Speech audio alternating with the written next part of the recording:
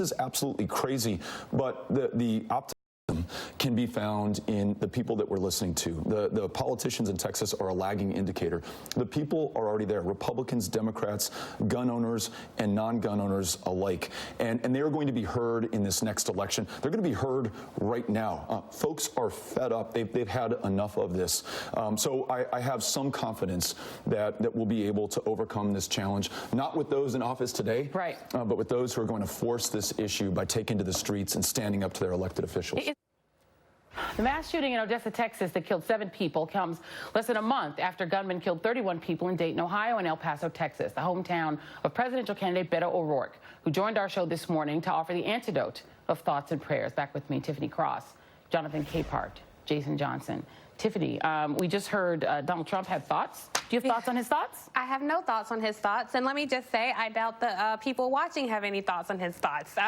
Nobody wants to hear what this president has to say anymore. And it's actually reflected in ratings. Every time he comes on TV to talk, you hear remote controls clicking, changing the channel all across the country because people are exhausted. When you elect a clown, you get a circus. And people are tired of this circus act. He said nothing. He said absolutely nothing worthwhile hearing, worthwhile talking about.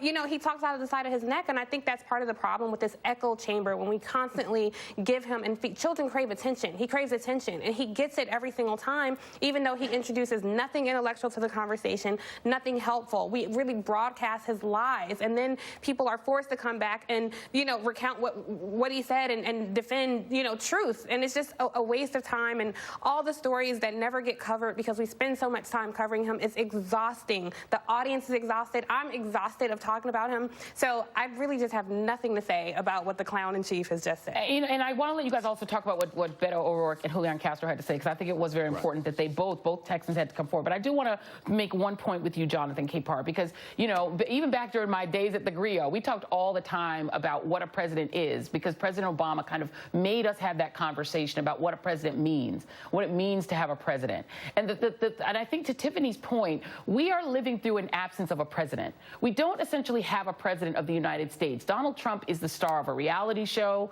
that he produces for all of us in media, and he's the president of his base, who are the only people that he has any concern about, and the very, very wealthy people that he keeps handing all of our tax money to. So he's the president of a small group of people and the star of a show. But there is something about not having a president that kind of matters, because what normally is supposed to happen is that when these tragedies take place, the country turns to the one leader who's supposed to represent everyone. Right. The country turns to the one person who is not the head of a district or a state or a legislature or a city council. They're the one guy.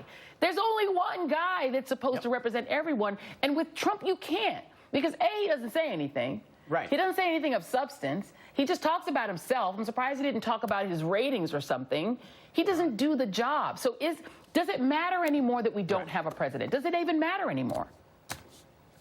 Yes, it does matter. And in fact, I'm glad you brought up what you brought up, because the notes I took from the audio, the video that you showed, say no expression of sympathy for the victims, the families, or the state of Texas. What a normal president does when they step before the cameras, particularly if they're doing so from the White House, after a tragedy that has captured the national attention, is to walk up to those microphones and say, my deepest condolences to the 5 families who have been ripped apart by gun violence, to the people of Odessa, to the people of Texas. We mourn with those families. We stand by them. We will do everything to help them. And we must do something about the scourge of gun violence, or something that lets the American people know that the President of the United States is mindful, is paying attention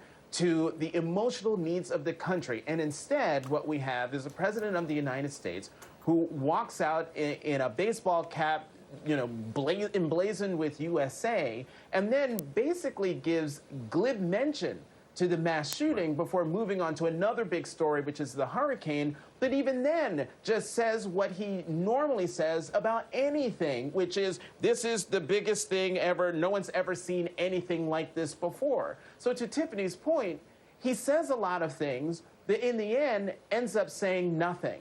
And in the process, reminding all of us, to your point, Joy, we do not have a president of the United States. And, you know, Jonathan, I'm sorry, let me go to Jason, because I want to revise what I just said. Because, you know, Donald Trump isn't even president of his base, to be blunt. No, I mean, he's taking their farms, he's destroying their businesses. He's probably going to win Texas and Florida, right? Florida's essentially a red state at this point. Texas is a red state. So this is his constituents. The only people he supposedly cares about are red state people. He doesn't even have anything to say about them. So you know, it's ironically the people that they would like to eliminate from government altogether, the Democrats and the blue state people, who are the only people that are expressing concern. Can I play another red stater for you who's in the Donald Trump mode? This is the other guy who's very similar to him, Rick Scott, another rich guy, bought the governorship of Florida with $70 million of his own money, then somehow got reelected despite being the most unpopular governor in the country. I wonder how that happens in Florida. Here he is with Meet the Press earlier today doing his version of what Donald Trump did earlier. We got young men, for whatever reason, totally different than when I was growing up. No one thought about doing a mass shooting.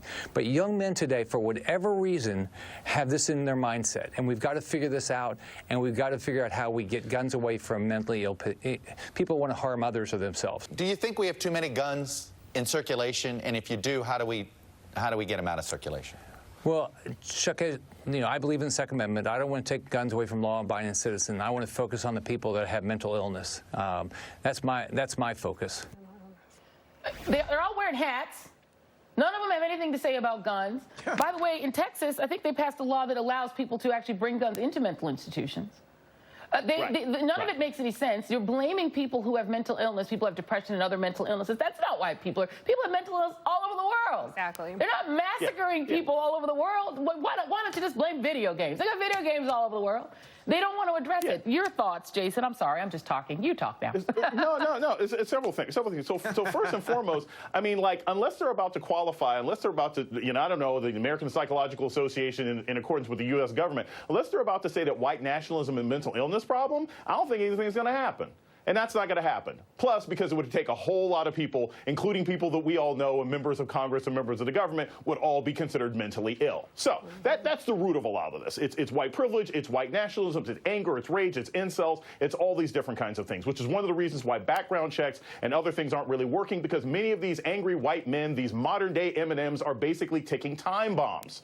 And they're simply going to use whatever excuses they can at the time to shoot and strike back at a world that didn't give them all the cookies that they thought they were supposed to get because of the color of their skin and because of their gender. All of those things are clear. But I also want to go back to this really key point, Joy, that you mentioned earlier about what a president is supposed to do and the fact that Trump isn't even doing this for his base. I know Trump supporters. I'm talking to some of them down here. Donald Trump doesn't even provide comfort for his supporters. It's not just his policies. They don't expect him to make them feel good. We have had tons of presidents that I can remember in my lifetime. I can go back. I mean, Tiffany probably doesn't remember. She's too young. But there was this guy named Reagan. Even Reagan, you know, when he was talking about the Challenger, I remember as a kid, people who didn't like Reagan, like my parents, were like, okay, he said something nice. Bill Clinton, people who didn't trust him, he could speak to different kinds of things. George Bush, who I think was a terrible president, occasionally sounded vaguely sincere in the face of tragedy. This president doesn't provide that emotional support for anybody, and his supporters don't care because they feel so oppressed by a world of brown and queer people that hate them that they don't need a president to support them. They just need one who's going to strike back at those that they hate.